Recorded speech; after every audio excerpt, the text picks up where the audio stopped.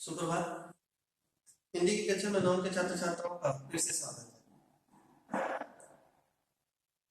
पिछली कक्षा में उन्होंने चर्चा किया था कि अब राहुल सांकृत्यायन जी और सुमति दोनों टिंगरी के विशाल मैदान में पहुंच गए थे, जो टापुओं से घिरा हुआ था। क्या था?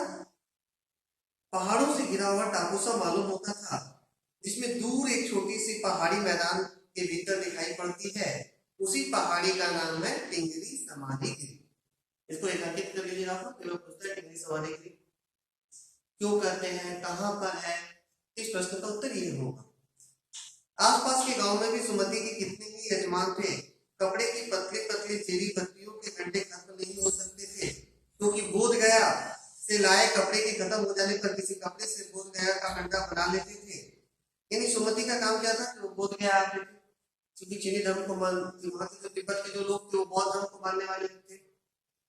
और जैसा कि उन्होंने पढ़ा कि आरंभ में क्या था कि चीनी सेनाओं का वहां किला हुआ करता था, यानी तिब्बत क्या था पहले उनके कब्जे में था। और वर्तमान में क्या स्थिति है इससे आप लोग अच्छी तरह से परिचित हो। तो वो क्या करते थे, वो बोध गया जब आते थे तो वहां पे जो देखिए कपड़े के जो धागे टाइप या बांधने के लिए यहाँ पे मौलियों जिसे लोग करते हैं वो लेकर जाया करते थे, जिसका बहुत महत्व था वहां पे। वो अपने यजमानों के पास जाना चाहते थे। मैंने सोचा यार तो हफ्ता भर उधर ही लगा देंगे। मैंने उनसे कहा कि जिस गांव में ठहरना हो उसमें भले ही घंटे बांट दो, मगर आसपास के गांव में मत जाओ, इसके लिए मैं तुम्हें लहासा पहुंचकर रुपए दे दूंगा।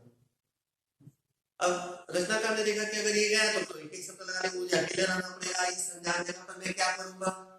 तो कहते हैं कि आपको जो उनसे पैसे मिलेंगे यजमानी के, वो पैसे मैं आपको यजमानों से जो भी मिलेंगे, यजमानी में नहीं यजमानों के द्वारा दिया गया है, जो मिलेंगे वो पैसे मैं उनके बदले में आपको दे दूंगा। आप मेरे साथ रहो। सुमति ने स्वीकार किया। दूसरे दिन हमने भरिया ढूंढने की कोशिश की, लेकिन कोई न मिला। सवेरे ही चलते होते तो अच्छा था, लेकिन अब 10-11 बजे की तेज धूप में चलना पड़ रहा था। तिब्बत की धूप भी बहुत कड़ी मालूम होती है। अब ऊंचाई पे है तो यद्यपि थोड़े से भी मोटे कपड़े से सिर को ढाक ले तो गर्मी खत्म हो जाती है। अब 2 बजे सूरज की ओर मुंह करके चल रहे हैं। ललाट धूप से जल रहा है, ललाट बने इसको जिसको कहते हैं, इसको ललाट कहते हैं। लेकिन अब 10-11 बजे की तेज धूप में चलना पड़ रहा था। तिब्बत की धूप भी बहुत कड़ी मालूम होती है। क्या चल रहे हैं पर अपनी अपनी चीजें ला दी, डंडा हाथ में लिया और चल पड़े।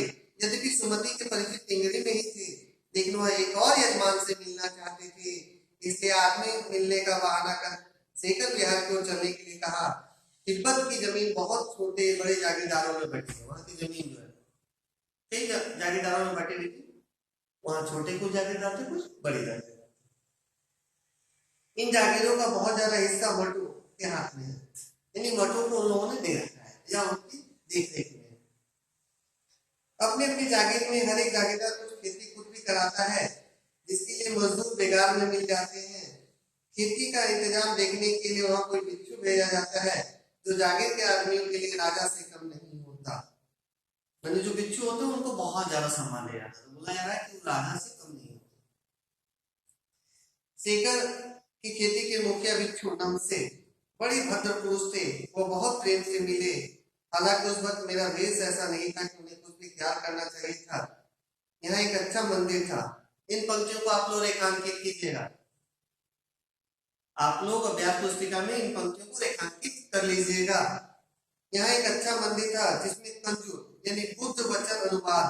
कंजूर का अर्थ पूछा जाता है कई बार, कंजूर का क्या अर्थ है।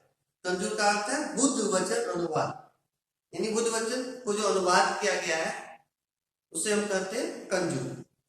कि हस्तलिखित 103 पोथियां रखी हुई थी। कितनी पोथियां रखी हुई थी? 103। कितनी? 103 पोथियां रखी हुई थी।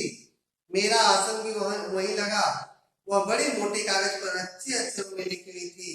एक एक पोथी 15-15 सिर से कम न रही होगी। सुमति ने फिर आसपास अपने यजमानों के पास जाने के बारे में पूछा। यानी पर एक एक पोथी मैंने एक एक किताब की वजन थी 15 किलोग्राम। अब सुमति फिर उनसे पूछते हैं कि अब मैं क्या करूं। वहां जाकर फिर एक बार वो रचनाकार से जानना चाहते हैं, यानी राव सांकृत्यायन से। इस पंक्ति को भी ध्यान से सुनिएगा आप लोग और अर्थ याद रखिएगा। अब मैं पुस्तकों के भीतर था, क्या रचना का पुस्तक के भीतर घुस गए थे? संभव है नहीं, माने वो पुस्तक पढ़ने में पूरी तरह से लीन या मग्न हो गए थे, इसलिए मैंने उन्हें जाने के लिए कह दिया। दूसरे दिन वह गए, मैंने समझा 2-3 दिन लगेंगे, लेकिन वह उसी दिन दोपहर बाद चले आए। टिंगरी गांव वहां से बहुत दूर नहीं था। हमने अपना अपना सामान पेट पर उठाया और बिच्छू नमसे से विदाई लेकर चल पड़े। तो ये थी रचनाकार की तिब्बत की यात्रा। वो पोथियों को पढ़ने में पूरी तरह से मग्न हो गए थे, लीन हो गए थे। इसलिए वहां जब उनसे पूछते हैं सुमति कि मैं जाऊं यजमानों से मिलने के लिए, तो वहां कह देते हैं। उन्हें लगा था कि वो कुछ दिन बाद आएंगे, लेकिन वो क्या होता है, उसी दिन दोपहर में ही चले आते हैं। क्योंकि रचनाकार ने तो उन्हें क्या कहा था, पूर्व की पंक्ति में हम लोगों ने पढ़ा कि कहा था कि मैं पहुंचकर वहां पर आपको पैसे दे दूंगा जो भी यहाँ पे मिलने वाले हैं। तो ये था लहासा की ओर, यानी रचनाकार ने जो लहासा की यात्रा की थी उसका पूरा वृत्तांत था।